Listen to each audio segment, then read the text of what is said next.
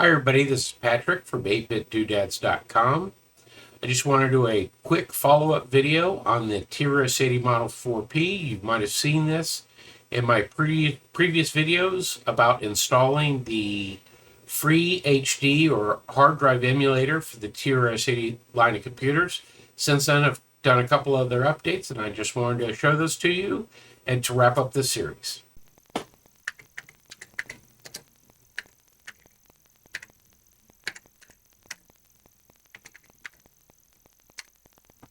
Say, kids, what time is it?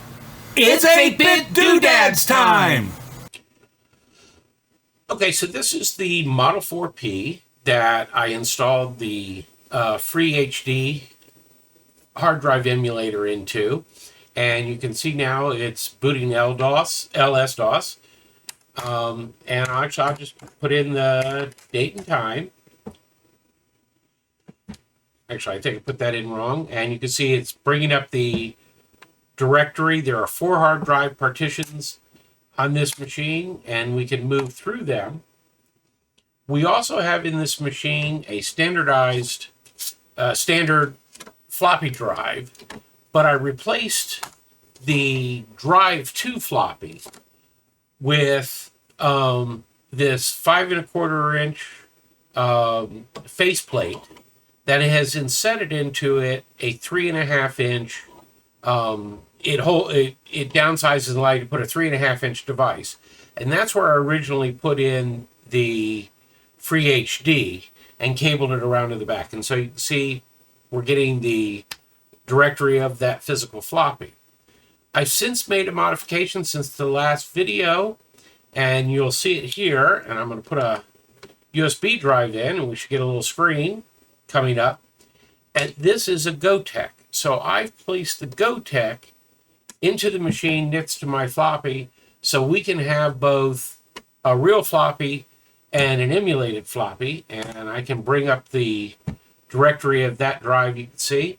And with a little turn of a knob down here, I can change which floppy is mounted and get a directory of that. That one had no files on it. So I can, again, I'll change it. Let's see if there's any, and we have files on that. So we see the Gotek floating, and you might ask what happened to the FreHD hard drive emulator.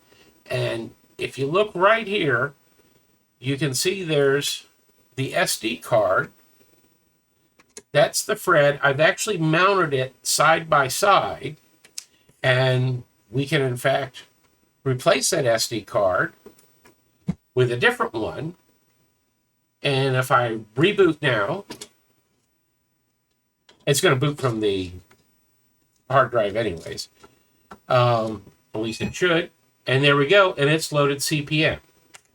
So I have one SD card with CPM on it. I have another SD card with LDOS. Now, the way I accomplish that is the disk controller in here for the floppy drive supports 2 drives. So there obviously was a second floppy drive here.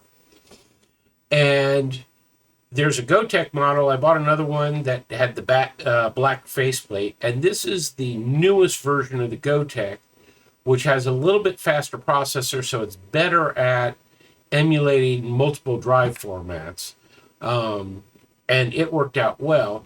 And one of the recommendations on a lot of the YouTube channels was to get one of these things, which is a old style floppy drive connector, which you would have found in 5 1/4 inch disk drives, to the new style pins, which you can see here on this other Gotek. It uses those pins. So the original TRS-80 floppy drive cable came off and had connectors for 2 of these.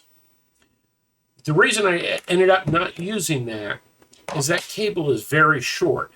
And because of the way I ended up routing everything inside here, I couldn't use the TRS-80 cable.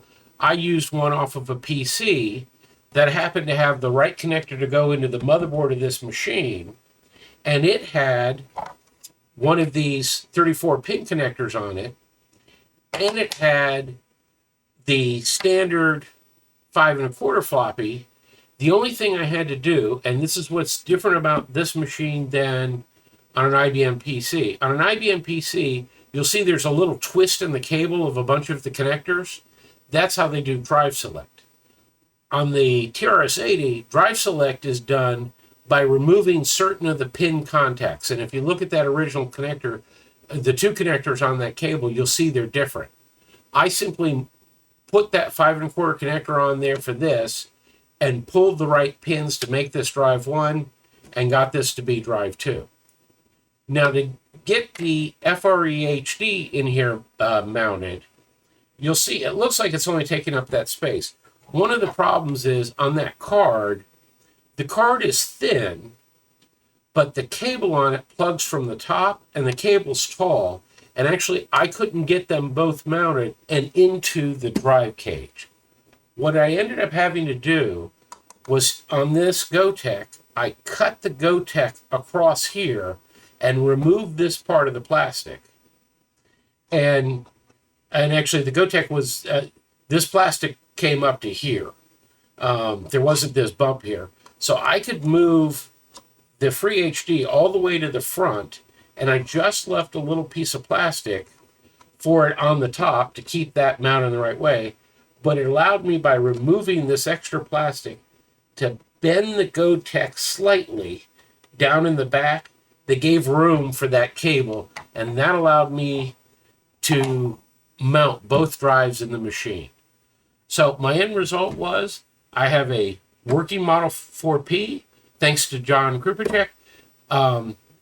It has 128K of RAM. Again, I think he did that upgrade, and he replaced all the caps and serviced it. And we have a working floppy, so I can image drives or make new floppies. I have a Gotek, which I can load images on, and just by using the dial, mount different images.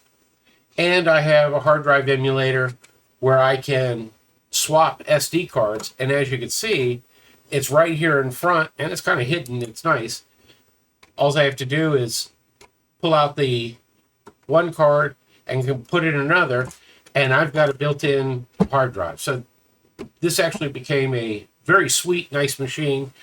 Later on, I'm going to do some videos about running CPM and some what I call TRS-DOS, but running LS-DOS applications like ScriptSet, Profile Plus. We'll see about running some games on this. I don't have a graphics card. I'm actually going to start looking on eBay for one of those because the graphics slot is free. And on the CPM side, I want to get WordStar on here, DBase, and Turbo Pascal. I thought that would be an interesting demo.